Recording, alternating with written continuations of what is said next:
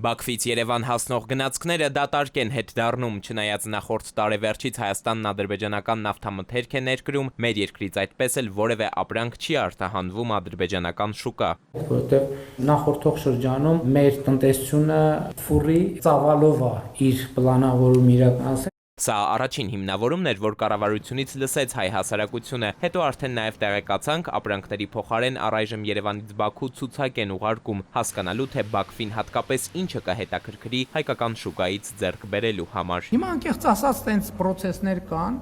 որ Հայաստանը եւ Ադրբեջանը պոտենցիալ ապրանքների ցանկեր են փոխանակում, թե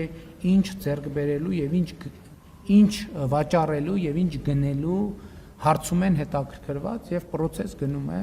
Ալյումին, փայլաթիթեղ, ֆերոմոլիբդեն, կենդանիներ, միրգ, բանջարեղեն, որոշ տեսակի խմիչքներ, տեքստիլ արտադրանքներ։ Սա այն ցուցակն է, որ Երևանն առաջարկել է Բաքվին։ Էկոնոմիկայի նախարարն էր պարզաբանել, այս ապրանքները մենք արտահանում ենք, իսկ Ադրբեջանը ներմուծում, հետազոտում են, քննարկումների մեջ են։ Բայց փաստացի այս գործընթացի մեկնարկից շուրջ 3 ամիս անց Հայաստանից այդպես էլ որևէ ապրանք չի մտել ադրբեջանական շուկա։ Արտգործնախարար Միրզոյանի խոսքից հնարավոր է ենթադրել, պոտենցիալ ապրանքների շուրջ քննարկումները դեռ չեն ավարտվել։ Այսօր երկու երկրները քննարկում են նաև այն մնացած ապրանքների ցանկը, որոնք հավանական է, որ կարող են էլի հետաքրքրություն փոխադարձ ներկայացնել իրար ընկերությունների համար։ Ես վստահ եմ, որ առաջիկայում նոր ապրանքներ կհամալրեն այս առևտրի ցանկը, սա շատ շոշափելի վկայություն է խաղաղության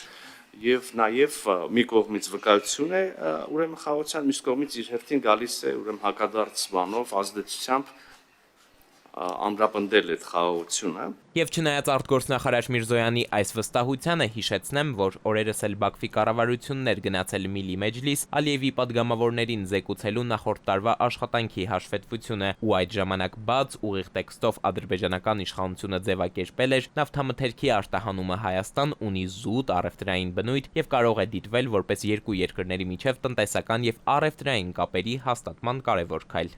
Իրական տնտեսական գործընկերության կամ համագործակցության մասին բոլոր խոսունքները ընդհանրապես ֆոնային կարողական նկատառումներով են իրականացվում։ Փորձագիտական համայնքում հակված են Հայաստան ներմուծվող ադրբեջանական դիզվառելիքի գործարքը հենց առևտրային համարել։ Համոզված են ծավալները փոքր են նույնիսկ այն տնտեսական անվանելու համար, ուր կմնան բարիդրացիության ու խաղաղության հիմնավորումները, հարցնում են մասնագետները։ Այնպես չի, որ Ադրբեջանը ինչ-որ տնտեսական ապրանքների շարք ունի, որի պահանջարկը մենք ունենք, կամ հակառակը։ Մենք էլ չունենք որ հաշվով արտադրելիք եւ արտահանելիք ինչ-որ մի բան, որը կակտիվացնի մեր երկու պետությունների միջև տնտեսական, բայց այդ բոլոր խնդիրները դրանք խոսության ընդամենը։ Քանի դեռ Հայաստանի Հանրապետության եւ Ադրբեջանի Հանրապետության միջև խաղաղություն հաստատված չի, իսկ այդ հաստատված չի։ Հայտարարությունների եւ իրականության միջև առկա տարբերությունը շարունակում է խորանալ։ Տնտեսական համագործակցության մասին խոսույթն ըստ մասնագետների դեռ օդում է, իսկ ակնկալվող փոխադարձ շահը մնում է թղթի վրա։